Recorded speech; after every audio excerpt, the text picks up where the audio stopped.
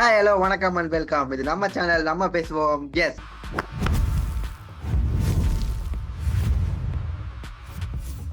ரமன், அப்படியே உங்ககிட்ட வர ரமன். அண்ட் நம்ம லோயர் மிடில் ஆர்டர் கான்ட்ரிபியூஷன்ஸ் ஏதாவது பாரதி சொல்லிட்டு இருந்தாங்க. தூபே, அக்ஷர்லாம் எப்படி இருந்தது, அவங்களுடைய கான்ட்ரிபியூஷன்ஸ் எவ்வளோ குரூசியலா இருந்தது? அதான் மிடில் ஆர்டர் டாமினன்ஸ் தானா கண்டிப்பா. யார் யார் ஒரு 3 பேர் இருக்காங்க. ஃபர்ஸ்ட் வந்து நான் சிவம் துபேல இருந்து ஆரம்பிக்கிறேன். அவர் தான் எந்த ஒரு பொசிஷன்ல இறக்கி விட்டாலும் அந்த பியூர் டாமினன்ஸ் மொமெண்டம் அப்படியே கொண்டு போயிட்டே இருந்தார். ஆக்சுவலி பாத்தீங்கன்னா இன்னொன்று வந்து பாத்தீங்கன்னா ஃபைனல்ல வந்து 20th ஓவர் நம்ம நிஷாம் பத்தி பேசினிருந்தோம். நிஷாம் வந்து ஃபர்ஸ்ட்ல ஏதோ 3 விக்கெட் எடுத்துட்டாரு அப்படின்னு பயந்தேன். ஆனா அதுக்கப்புறம் வேலையை காமிச்சிட்டாரு. கடைசி ஓவர்ல 24 ரன்ஸ் தூபே வச்சு செஞ்சுட்டாரு. அது ஸ்ட்ரைக் கூட திலக் வர்மா வர வேணாம்னு சொல்லிட்டு இவர் அந்த பால் 4 அடிச்சதெல்லாம் அது ஒரு அவருக்கு கொஞ்சம் ஒரு மாதிரி இருந்திருக்கும்னு நினைக்கிறேன் நானு. நெக்ஸ்ட் வந்து சிவம் துபே பாத்தீங்கன்னா இந்தியாவில் இந்த ஸ்குவாட்ல வந்து பாத்தீங்கன்னா அவரை தான் வந்து 4 டிஃப்ரெண்ட் பொசிஷன்ல ஆட வச்சிருக்காங்க. Actually 4 down 5 down 6th 7th அந்த பொசிஷன்ல ஆட வச்சிருக்காங்க. அவர் ஒரே பிளேயர் தான் ஸ்குவாட்ல வந்து 4 டிஃப்ரெண்ட் பொசிஷன்ல ஆடினவர். அந்த 4 டிஃப்ரெண்ட் பொசிஷன்ல ஆடினாலுமே அவர் வந்து ஸ்ட்ரைக் ரேட்டை மெயின்டைன் பண்ணிருந்தாரு. இதுதான் அவர்கிட்ட இந்த ஒரு பாசிட்டிவான விஷயம். என்னன்னா இந்த 170 ஸ்ட்ரைக் ரேட்டை வந்து அவர் வந்து அந்த 4 பொசிஷன்லுமே அவர் வந்து மெயின்டைன் பண்ணிருந்தாரு. ஸோ மொமெண்டம் அப்பயும் பிரேக் ஆகலை இந்தியாவுக்கு. ஸோ அது ஒரு நல்ல ஒரு பாயிண்ட் சிவம் துபே பொறுத்த வரைக்கும். மெயினாக அப்புறம் வந்து நமக்கு தெரியும் அவர் வந்து ஸ்பின் டாமினேட் பண்ணுவார். யார் போட்டாலும் அடிப்பேன்ற மாதிரி அடிப்பார். அவரோட பெஸ்ட்டு பார்த்தீங்கன்னா 67/31 இந்த வேர்ல்ட் கப் பொறுத்த வரைக்கும். ஸோ சிவம் துபே டாமினன்ஸு லோவர் ஆர்டரில். அப்புறம் வந்து அக்சர் பட்டேலை சொல்ல போனோன்னா பேட்டிங்லேயும் கலக்குவார், பவுலிங்லேயும் கலக்குவார். ஆனால் இந்த வேர்ல்ட் கப் பொறுத்த வரைக்கும் அவருக்கு பேட்டிங் அவ்வளோவா கிடைக்கல. பட் ஆனால் பவுலிங்கில் கலக்கிட்டாரு. சவுத் ஆஃப்ரிக்கா கூட ஏன் விளையாட வைக்கலான்னு எனக்கு தெரியல. பட் ஆனால் மற்ற எல்லாரும் கூட விளையாடும் போது நல்லா கரெக்டு தான், நல்லா பண்ணியிருக்காரு. ஃபீல்டிங்லேயும் சரி, ஃபீல்டிங்கில் அந்த 2 பெஸ்ட்டு கேட்ச், அந்த பேக்கில் பிடிச்சது அப்புறம் அந்த பவுண்டரி கேட்ச் சிவம் துபே பிடிப்பார். அது ரெண்டும் மொமெண்ட்டுன்னே சொல்லுவேன் நம்ம வின் பண்ணதுக்கு செமியில். அப்புறம் வந்து அவரோட பெஸ்ட்டு வந்து 3 of 27 ஃபின் ஆலனோட விக்கெட் எடுத்தது பெஸ்ட்டுன்னு சொல்லுவேன் இதில் நம்மளோட ஃபைனலில். அப்புறம் வைஸ் கேப்டனாக ஒரு வேலையை காமிச்சிட்டாரு. ஸோ நல்லா பண்ணியிருக்காரு. இந்த வேர்ல்ட் கப்பில் 11 விக்கெட்ஸ் எடுத்திருக்காரு. கொடுத்த மேட்சஸ்லாம் நல்லா பண்ணி காமிச்சிருக்காரு, ப்ரூவ் பண்ணியிருக்காரு. நெக்ஸ்ட்டு ரிங்கு சிங். ஃபஸ்ட்டு வந்து அவர்கிட்ட சொல்லணும்னா I am sorry for his loss. Actually அவரோட பர்சனல் விஷயமா அவங்க. அப்புறம் வந்து அவர் பேட்டிங்கில் சான்ஸ் கிடைக்கலனாலும் அவர் ஃபீல்டிங்கில் நமக்கு நல்லா பண்ணி கொடுத்துருக்காரு. ஆக்சுவலி ஃபீல்டிங் வந்து பாஞ்சு பிடிச்சி அவ்வளோ ரன்னு ஓடி, பவுண்ட்ரியில் ரன் ஓடி, அதுவும் கரெக்டாக த்ரோ அடிச்சு. சிவம் துபே இருந்தால் அதை பண்ணியிருக்க முடியாது. அவரை கரெக்டாக ரீப்ளேஸ் பண்ணாங்க. ஆக்சுவலி சிவம் துபே எழுத தள்ளிட்டு இவர் உள்ள தொல்லிட்டு அந்த மாதிரி கொஞ்சம் நல்லா டாக்டிக்ஸ் எல்லாம் பண்ணாங்க இந்தியா. ஸோ அவரு இதுதான் கரெக்ட் தான், அவள் தான். எஸ் கரெக்டாக சொன்ன ரமன். எஸ் நல்ல பர்ஃபார்மன்ஸ் நம்ம லோயர் மிடில் ஆர்டர் கிட்ட இருந்து. அக்ஷர் பட்டேலா நீ சொன்ன மாதிரி அவர் பேட்டிங் பவுலிங்கை விட அந்த ஃபீல்டிங் தான் எனக்கு ரொம்ப பிடிச்ச பார்த்து. பறந்து வந்து கேட்ச் பிடிச்சாரு. அதெல்லாம் ரொம்ப குரூஷியல் கேட்ச், வில்ஜாக்ஸோட இதெல்லாம். ஸோ அதுவும் one of the reason. And நீ சொன்ன மாதிரி ரிங்கு சிங், அவர் பாவம் அவருடைய ஃபாதர் இறந்ததுக்கு அப்புறமும் திரும்ப ஒரே நாள் ஸ்குவாடுக்குள்ள வந்து, அவருக்கே தெரியும் அவர் பிளேயிங் லெவலில் இருக்க மாட்டேன்னு தெரிஞ்சா கூட வந்து நான் சப்போர்ட் பண்ணி நான் சப்ஸ்டியூட் ஃபீல்டராகவும் இருக்கேன்னு சொல்லி அந்த டீமோட அந்த என்விரான்மெண்டோட இருந்ததுதான் எனக்கு ரொம்ப பிடிச்ச ஒரு விஷயம். எஸ் சரண். பப்பு ஆக்சுவலி அக்சர் பட்டேல் வந்து அந்த பில்நாள கிட்ட சொல்லி வச்சு எடுத்த மாதிரி இருந்துச்சு. கரெக்டா அது அந்த செலிப்ரேஷனே கரெக்டா தெரிஞ்சது. சொல்லி வச்சு நான் எடுத்த மத்தியா அப்படின்ற மாதிரி தான் இருந்தது. அதுல அந்த இடத்துலதான் சூரியகுமாரோட கேப்டன்சி நான் ரொம்பவே வந்து பாராட்டுறேன். பவர் பிளேல அக்ஷர் பட்டேல கொண்டு வந்து விக்கெட் எடுத்தது வந்து அதுவும் 2 ஓவர் யூஸ் பண்ணிருப்பாரு பவர் பிளேல ஃபைனல்ல. அதெல்லாம் வந்து நான் வந்து கிரேட்டா ஹைலி ரேட் பண்றேன். அக்ஷர் பட்டேல் சூரியகுமார் யாதவ் வந்து எப்படி இருந்தாலும் சூரியகுமார் வந்து வின்னர் வித் நோ கில்லர் தான். கில்லர் கிடையாது. கான்ட்ரிபியூஷன்ஸ் வந்து நம்ம எப்பயுமே பண்ண முடியாது. அவரும் அவரோட கான்ட்ரிபியூட் இங்க இருக்கு, இல்லன்னா சொல்லவே முடியாது. ஒரு பிளேயரா பேட்டிங்ல வந்து நமக்கு நிறைய மேட்சஸ்ல அவர்கிட்ட இருந்து நல்ல நம்ம யூஸ்வலா பார்த்து வளர்ந்த சூரியகுமார் யாதவ் நமக்கு கிடைக்கல. பட் கேப்டன்சில நிறைய தப்பும் பண்ணாரு, நிறைய சூப்பரான டிசிஷன் எடுத்தாரு. அது ரெண்டுமே நம்ம பேசணும். கரெக்டா சொன்னேன். அண்ட் சரண், நம்ம அப்படியே ஃபைனலா பவுலிங் பக்கம் வருவோம். we have a gem of gold. அப்புறம் வேர்ல்ட்ஸ் நம்பர் 1 பவுலர் எல்லாம் நம்ம கிட்ட தான் இருக்காங்க. பட் நடுவுல கொஞ்சம் சிவி வரும் தடம் மாறி போனாலும் பட் அவருமே பாத்தீங்கன்னா ஈக்குவல் அமௌண்ட் ஆஃப் விக்கெட்ஸ் எடுத்திருக்காரு. பும்ரா எவ்வளவு விக்கெட்ஸ் எடுத்திருக்காரோ அதே அளவுக்கு தான் அவர் எடுத்திருக்காரு டோர்னமெண்ட்ல. ஒரு 2-3 மேட்ச் சரியா போடலனா கூட சூப்பரா பண்ணிருக்காரு. சோ நம்ம பவுலிங் அட்டாக் எப்படி பாக்குற சரண்? அதான் நம்ம வந்து ஒரு ஒன்ஸ் இன் ஜெனரேஷனல் பவுலர் அப்படின்னு தான் சொல்ல முடியும் ஜஸ்பிரீத் பும்ராவை. ஒரு சிச்சுவேஷனல் ஆர்கிடெக்சர், அவர் சிச்சுவேஷனல் ஆர்கிடெக்ட் அவர் அப்படிதான் சொல்லணும். எந்த இடத்துல எந்த நேரத்துல எப்படி போடணும்னு கரெக்டா என்னால சொல்ல முடியுன்ற மாதிரி அவர் வந்தாருனாலே கரெக்டா அந்த சிச்சுவேஷனுக்கு ஏற்ற மாதிரி கரெக்டா போடுவாரு, அப்படிதான் அவரை சொல்லலாம். அண்ட் இந்த டோர்னமெண்ட்லயுமே மட்டும் இல்ல, எல்லா டோர்னமெண்ட்லயுமே ஒன் ஆஃப் த பெஸ்ட் பவுலர்ஸா இருக்காரு.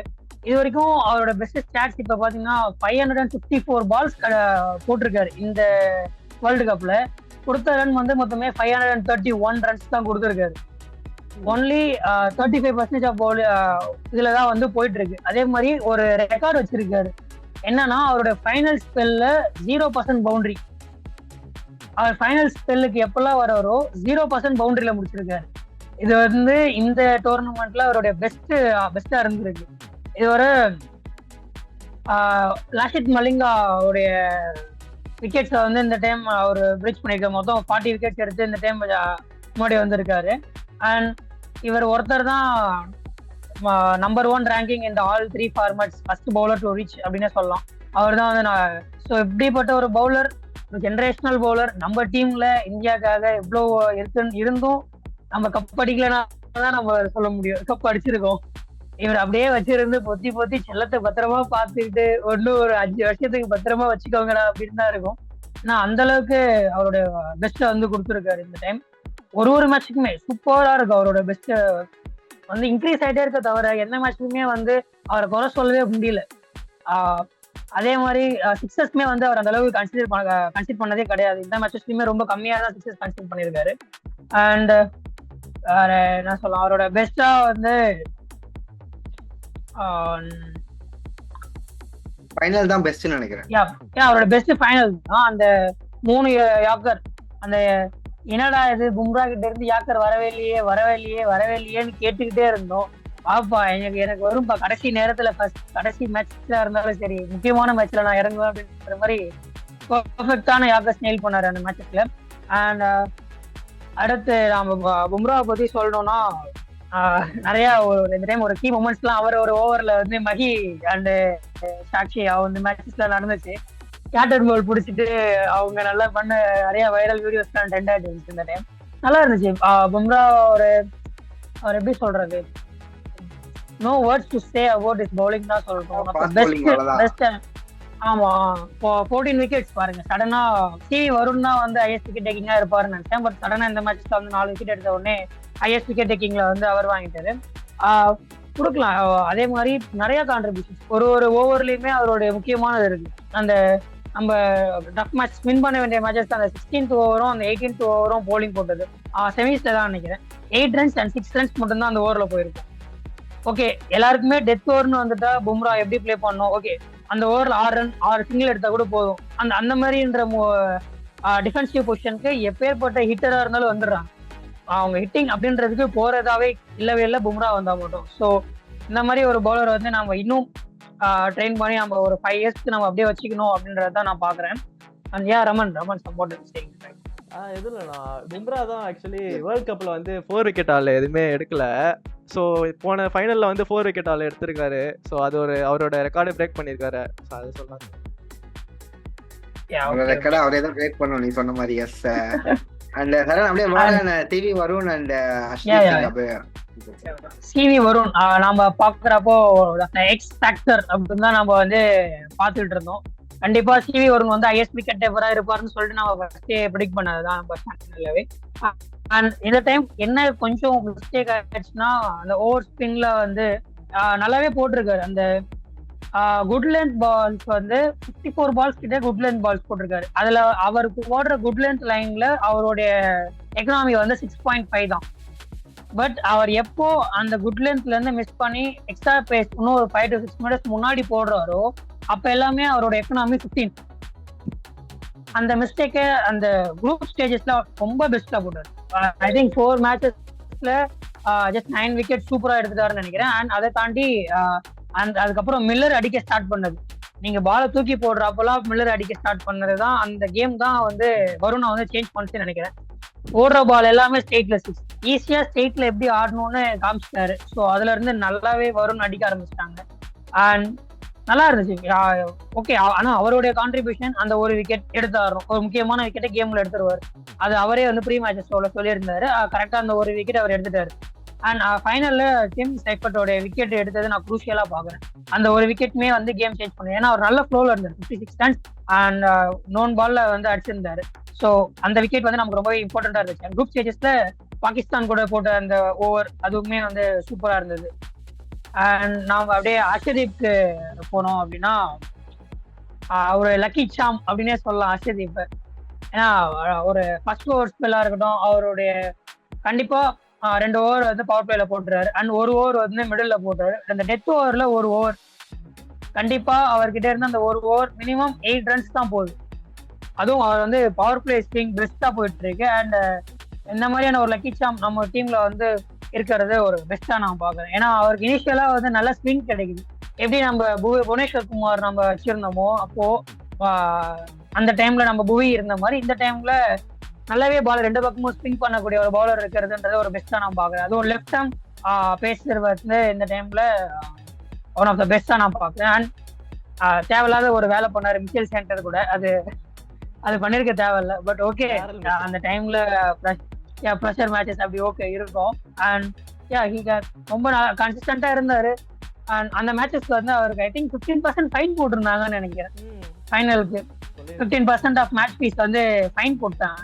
ஓகே, அந்த டைம்ல பேசி சால்வ் பண்ணிட்டாங்க. பட் அப்படி இருந்தாலும் ஒரு சில ரூல்ஸ் பிரீச் பண்ணதால 15% ஆஃப் மேட்ச் ஃபீ வந்து அவர் பே பண்ணிட்டு இருக்காரு.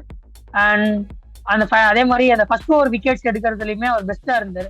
Even he is the highest wicket taker in T20 internationals. பும்ராவை வந்து ஒரு டைமும் சர்பாஸ் பண்ணிக்கிட்டே இருக்காரு. நம்ம எவ்வளோக்கு எவ்வளோ பும்ராவை பிரைஸ் பண்றோமோ அவ்வளோக்கு அவ்வளோ நம்ம அர்ஷதீப்பையுமே பிரைஸ் பண்ணணும். அந்த இனிஷியல் ஸ்டேஜஸ்ல விக்கெட் வந்து பெர்ஃபெக்டா எடுத்து முடிச்சிடுறாரு. அந்த விஷயத்துல ஐ கேன் பிளஸ் டிஃபென்சிவ் பவுலர்னே நான் சொல்லலாம். நல்லாவே போட்டுட்டு இருக்காரு. அண்ட் நல்லாவே அண்டர் 19 மேட்சஸ்மே வின் பண்ணியிருக்காரு. அண்ட் T20, 24, 26 ரெண்டுமே அவருமே டீம்ல இருந்தது வந்து ரொம்ப பெஸ்டா நான் பார்ப்பேன். ஓகே, ஸோ எஸ் சார், சொன்ன மாதிரி பவுலிங் யூனிட் செம்மையா பண்ணாங்க. அதாங்க அரவிந்த் பும்ரா, அஷ்தீப் சிங்கும் சூப்பரா போட்டாரு. ஹர்திக் பாண்டியாவும் ஒரு தேர்ட் ஃபாஸ்ட் பவுலரா சூப்பரா பண்ணாரு. அண்ட் ஸ்பின் டிபார்ட்மெண்ட்ல நீ சொன்ன மாதிரி வருண் சக்கரவர்த்தி அண்ட் அக்ஷர் பட்டேல் நம்ம வெற்றிக்கு என்ன தேவையோ அதை கொடுத்துட்டாங்க. வந்து சிவி வருண் அடி வாங்கினாலும் கொஞ்சம் இருந்தது. ஹார்திக் பாண்டியா மிஸ்டர் ஹரிஷ் என்னப்பா கவர் பண்ணீங்க? சரி, ஓகே. என்ன ஹரிஷ் என்னாச்சு? அதான் ஹர்திக் பாண்டியா தான் 217+ ரன்ஸ் அடிச்சாரு. அதுக்கப்புறம் 9 விக்கெட்ஸ் எடுத்தாரு. பேசிதானே இருக்கியா? அதான் இப்போ 5 மினிட்ஸ் தான் இருக்கு. அப்படியே இன்னொரு வீடியோல கண்டினியூ பண்ணிக்கலாம். இப்போ என்ன பேசணும்னா சரி நெக்ஸ்ட் ஒண்ணும் இல்லடா, முடிச்சலடா 5 மினிட்ஸ்லயே. சரி, ஓகே ஃபைன். இன்னும் நிறைய இருக்குல்ல. அனு குல்தீப் இவரை பத்திலாம் பேசவே இல்லை. அண்ணா இன்னும் பேசல. சப்போர்ட் ஸ்டாஃப் இருக்கு. அப்புறம் அந்த இந்த பிளேயர்ஸ் இருக்காங்க. சரி உங்களோட மட்டும் முடிச்சுக்கோங்கண்ணா. ரவிண்ணா உங்களது மட்டும் முடிச்சிடலாம்னு நினைக்கிறேன் ஒரு 4 மினிட்ஸ்ல. சரி, ஓகே, அப்ப டக்குன்னு முடிச்சிடலாம். இல்ல எஸ், உங்களது மட்டும் முடிங்க. அப்புறம் ஹர்திக் பாண்டியா பத்தி இன்னொரு வீடியோ பார்த்துக்கலாம். சரி, ஓகே, தனியா பண்ணலாம். ஸோ எஸ், பிளேயிங் 11ல பண்ண பிளேயர்ஸ் செமையா பண்ணாங்க. வேர்ல்ட் கப் வெற்றிக்கு நல்ல ஒரு பில்லரா இருந்தாங்க அப்படின்னு சொன்னாலும் அந்த ஸ்குவாட்ல இருந்த பிளேயர்ஸா இருக்கட்டும், beat with Washington Sundar, Kuldeep Yadav ஒரு மேட்ச் கூட ஆடல. பட் அவர் டீமோட இருந்தாரு. அண்ட் முகமது சிராஜ் ஒரு மேட்ச் தான் ஆடினாரு. ஃபர்ஸ்ட் மேட்ச் ஒரு பும்ராக்கு ரெஸ்ட் கொடுத்து, ஃபர்ஸ்ட் மேட்ச் வந்து மும்பைல விளையாட வச்சாங்க. செம்மையா பண்ணாரு. ஸோ வாஷிங்டன் சுந்தர் அவரை வந்து அகமதாபாத் மேட்ச்ல அகைன் சவுத் ஆப்பிரிக்கா எடுத்துட்டு வந்தாங்க. அந்த அளவுக்கு இம்பாக்ட் கொடுக்கல. பட் இருந்தாலும் அவரால் முடிஞ்சுதான் அவர் பண்ணாரு. 2 overs தான் பவுலிங்ல கொடுத்தாங்க. அண்ட் பேட்டிங்ல கொஞ்சம் மேல அப் த ஆர்டர் இறக்குனாங்க. பட் அவரால் அன்னைக்கு பர்ஃபார்ம் பண்ண முடியல.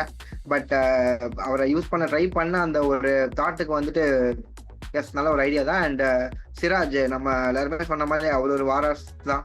ஸோ ரீப்ளேஸ்மெண்ட்டாக உள்ள வந்தார் ஹர்ஷித் ராணாக்கு பதிலாக. ஒரு மேட்ச் கூட நானும் கொடுக்க மாட்டாங்கன்னு நினைச்சேன், பட் ஃபர்ஸ்ட் மேட்சே அவருக்கு கிடைச்சது.